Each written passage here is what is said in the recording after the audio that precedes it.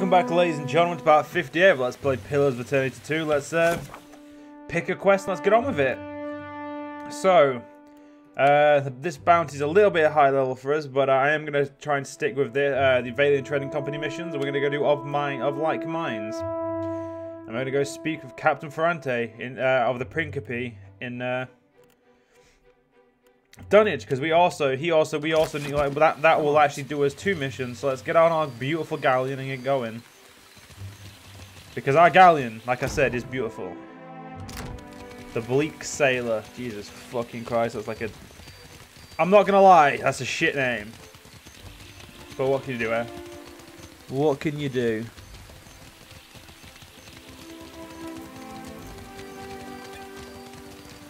Speed the fuck up. There we go.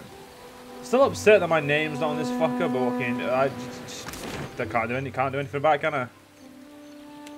I really wish I could sell my old ship as well, because I don't need the Defiant. Like, let's just get the fucking get fucking gone.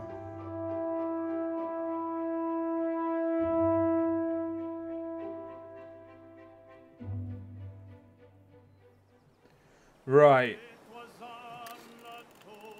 To Dunnage, which is over there.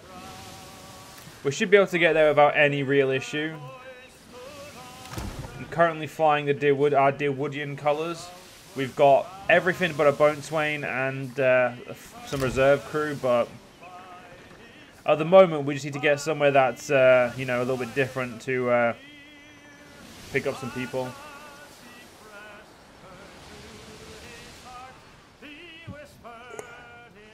So once we get there, we'll see what we can do.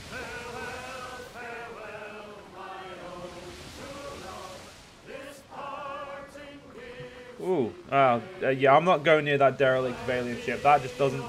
That screams bad idea.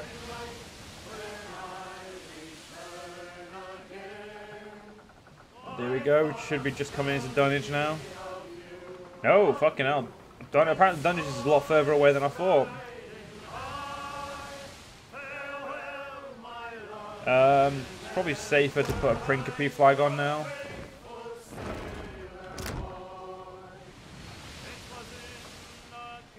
Seeing as we are going to a Principe area.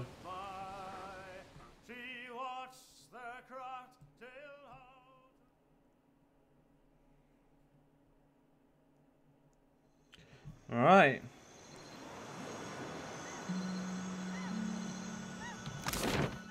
It's not a large area. That can't be who I think it is. By the peg leg performers yet? It's awful. Damn me for a buttered slice of hardtack. It's you, ain't it? The pale elf squints at you and puffs on her pipe. Acrid smoke from the bowl wreaves her face. Do I know you? Of course not. But I know you like I know the curve of my 11th toe. She winks and shuffles closer. The Watcher, captain of a mighty ship, god chaser and fiend slayer. Must be expensive sustaining a reputation like that, eh? She rubs her fingers together. I'll keep it quick, see? If your little dinghy has got some chase in it, I've got a list of captains with a black mark to their name whose ships need a quick scuttling. And I'm in the market for a scuttler. She sticks the pipe in her side of her mouth and grins, showing a mouthful of yellow teeth. You're offering a bounty. Where do I start? You read me like a book, you do. Then let's talk business, eh? She cracks her knuckles and grins. You'll be looking to scuttle Cornu first, one of Rowatai's finest, eh? I don't ask my client what he did or what scale his death balance is. Safer to keep questions in the hold. I'll take the bounty. Of course you will. Knows a good opportunity when you seize it. Cornu helms a voyager early muster in the waters north of Nakataka and south of Sayuka. Farewell then. I'll get that done. That I did. Made me want to poke out my eyes. Pig, let's go get it. Can't leave these animals like to be neglected. That's just fucking. It's disgraceful. Let's go talk to this guy first. He looks like, you know, looks like someone interesting.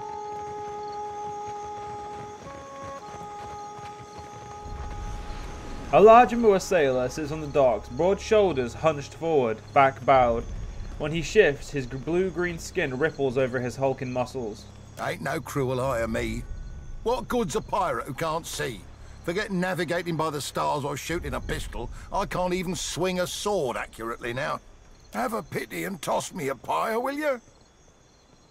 No. That sounds like something I wouldn't do, so I'm just gonna, you know, stick by that and not do it. A trim man in practical, well-crafted leathers watches you from the corner of his eyes. When he catches you looking his way, his hand drifts casually to the dagger at his hip and lingers for a moment. Then he smiles, the corner of his hazel eyes crinkling with genuine warmth, and waves you over. A cozy traveler. Care to hear a tale? He rubs thoughtfully at the stubble along his jaw. Well, Tell me about yourself then. I was born to a family of merchants on the Pearl Coast. I was a restless boy, and my feet took me to the Valen republics when I came of age. As Carlos speaks, his previously strong Valian accent begins to fall away, and his voice takes over the characteristic twang of the Deerwood. I learned of the power of geography and language at my father's knee, and those skills proved useful in the republics. I had many successful years as a merchant, and then I made a mistake. I joined up with a company based in Girara that traded in beautiful weavings. But they were ill-gotten gains, forcibly produced by a weaver the company kidnapped named Bonicetta. I didn't learn the truth until it was too late. And when our crime was uncovered, I was exiled from the republics. I would like to make amends to Bonicetta personally, but it seems a distant possibility. Ah, well, I learned my lesson. I won't be played for a fool again. Why do you speak like a Valian? Ah, it is good to blend in. All the better to observe the business of those around you. Yes? Corres. Oh, he lifts hand in a fond farewell and returns to his business. You find a woman of early middle years, dressed fine, if dirty, armoured, adorned with bright purple pipping. Whatever. A pair of long scars bisect her brow and jaw. Though she stands at ease, a nervous energy thrums through her. Fair day, traveler. She grins broadly, a joyful twinkle lighting her eyes. Anything I can do for you, just say the word. Not Travel really, quick, no. travel quiet. You people don't really, I'm not... Wow, you people, fucking hell. Not my area Stray of cat? expertise. Not anymore.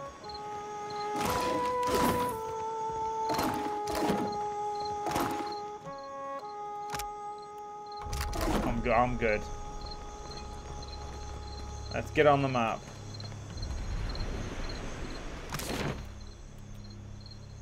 I don't actually know where about. Does it say where he is?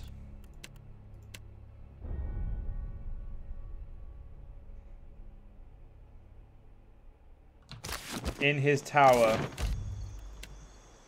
The only tower I see is there, so let's hope this is right.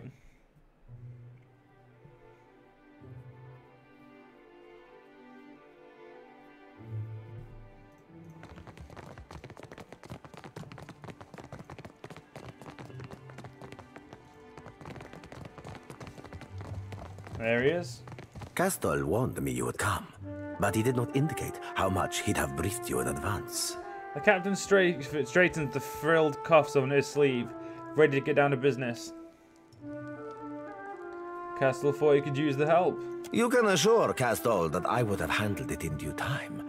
I've simply been tied up with other matters. A frown tugs at the corners of his mouth, and he strokes a thumb thoughtfully along the curved grip of his flintlock. However, And then he smiles sharply and without any warmth. if you were to handle this small matter for the both of us, I would see to your reward, personally. Drop the excuses and give me the details. As you prefer. He tugs curtly on his cuffs and his sleeves. You're to go to Crookspur and speak with a Master Kua. He runs the island. Saffron's mouth falls slightly open. A vertigo tickles the edge of your thoughts, as if you were peering over the edge of the world. Flogging fuck.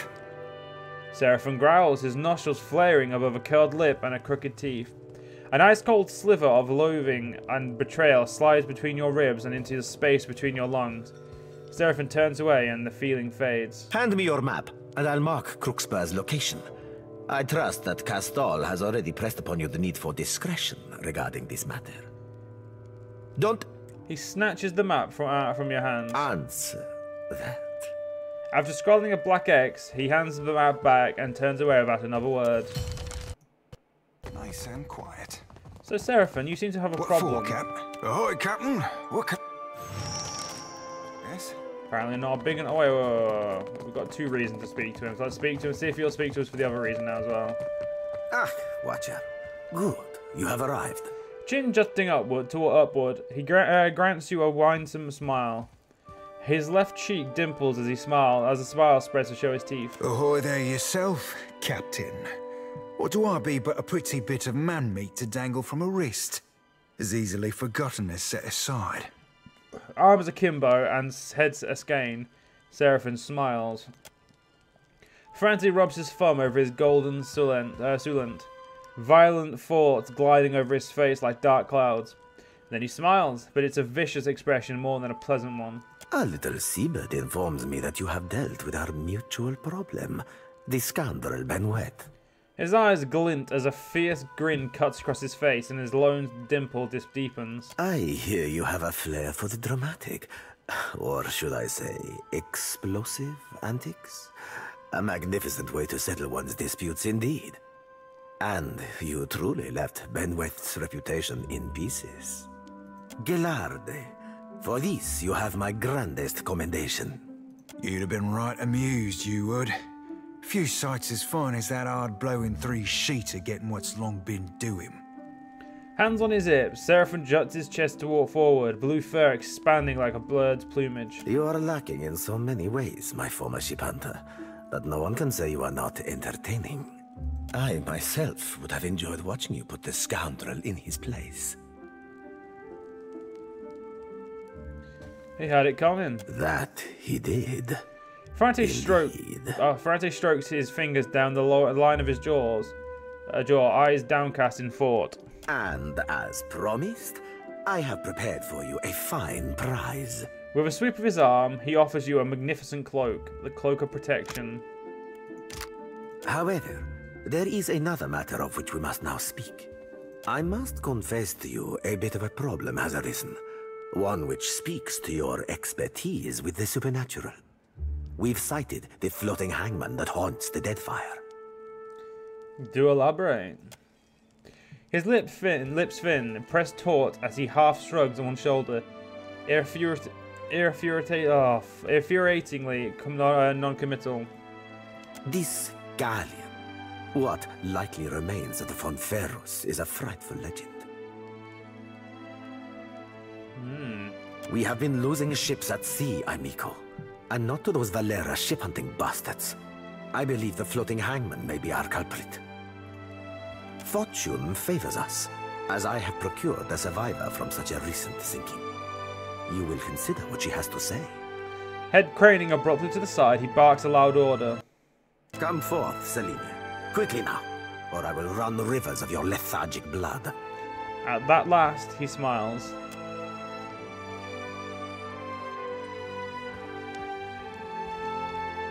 Sun-blistered and raw-boned, the pirate regards you both with a discerning glare.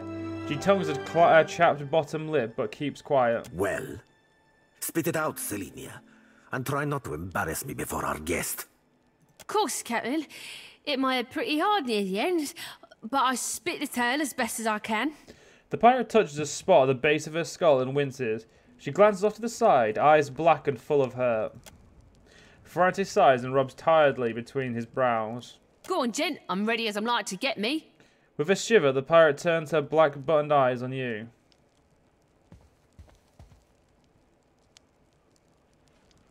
You will think hard and recount every detail you can, understand? Do it even if it hurts, even if it kills you. Dying's all anyone's liable for. Just the when and how of it's the question. She sighs, fingers kneading at her neck. But it isn't time yet for me. No. Saw my old crew slaughtered me, my best mates, and even the few I hated. They weren't but blood and meat in the end. It branded the back of my eyes that moment.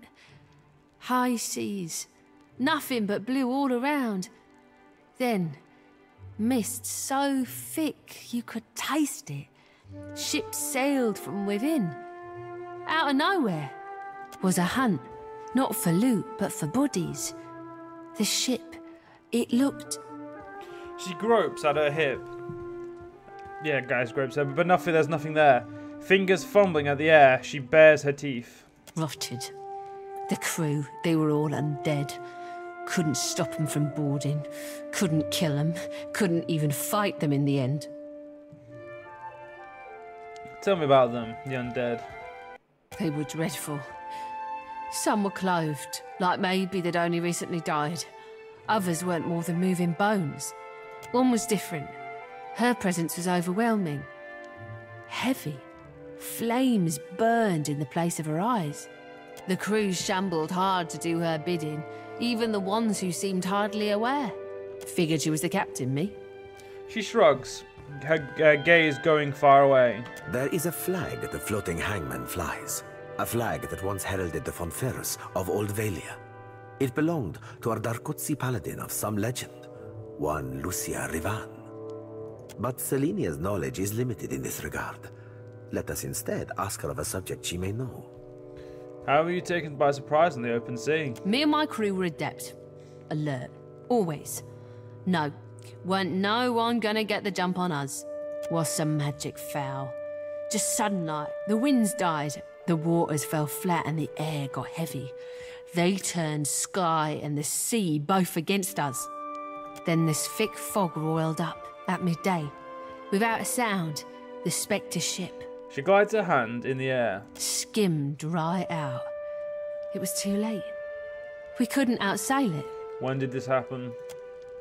She ruffles her hand through her short hair, scowls. Dunno me. Drifted for days, maybe longer. Kept winking in and out after I ran out of drink. One of mine found her no more than a week ago. Malnourished, dehydrated. The poor girl was scarcely able to speak. Well, I'm more than able to gabble now, aren't I? Could sail, too. No, you got no reason to keep me. She flits her hands over the softness of her shirt. Again, her fingers hesitate to close to her hip. The fabric crinkled there, where a pistol might normally be strapped. A muscle ticks in Ferrant's jaw, but he otherwise ignores her. Perhaps there is something else you wish to ask of our guest before she departs from us. How do you survive the attack? Calling me craven? Sure, I am. She snorts. She rubs the back of her head, rough, like that she needs it to hurt. Took a knock-in and I was out for a while. When I came to, they were eating Ganasco, our steward. I dropped a dinghy and rode for it. Don't know why they didn't give chase. Don't much care, me. I'll be all. Selenia cuts a glance to Ferrante for confirmation. When he dismissively waves her away, her black eyes narrow and she raises her chin, defiant. But then he turns his full gaze to her, suddenly seething, and she shrinks in on herself. Fish shaking at her side, she reluctantly retreats. She belongs to Aldis, who undoubtedly will come to claim her soon. But that is a problem for another time. Ferrante sighs. One moment, Watcher. The captain scowls at Selena's retreating back, a dark anger warming his cheeks. Dare and be damned, Captain, as I believe you told Selena. Spit it out already. He grins, wild and roguish. Looks like we'll be making a salty grog-sucking cur of this one yet. Mind the manner in which you address me, ship hunter. The mirth evaporates from his face. Allow me to cut to the heart of it. Lucia Rivan, whose flag flies atop our spectral ship, was a Darkotsi paladin who died more than 200 years ago. It is my hope that uncovering the details regarding dear Rivan's fate in life may illuminate the nature of her undeath and how to defeat her galleon. Unfortunately, the only soul who could possibly shine more light on our situation lies buried deep within Neketaka. One Isir the Berethian, now well rotted, I presume. I take you have a plan? Indeed, I do. He flashes you a devious grin. Though I and mine cannot so openly venture to the depths of Neketaka, nor can we commune with the dead. You, Watcher, are adept in both of these areas. Correct. You must search the Temple of Berath on Neketaka's sacred stair. Izair's tomb within it should contain a chronicle for how and where he slayed our paladin, Rivan. I'll see what I can do. Gelarde. Do return when you've any lead that may navigate us to where the floating hangman anchors. I will be waiting. He nods cordially in dismissal. But unfortunately, ladies and gentlemen, this is where we're going to have to end this part. I hope you guys have enjoyed, and see you guys next part. See you guys then.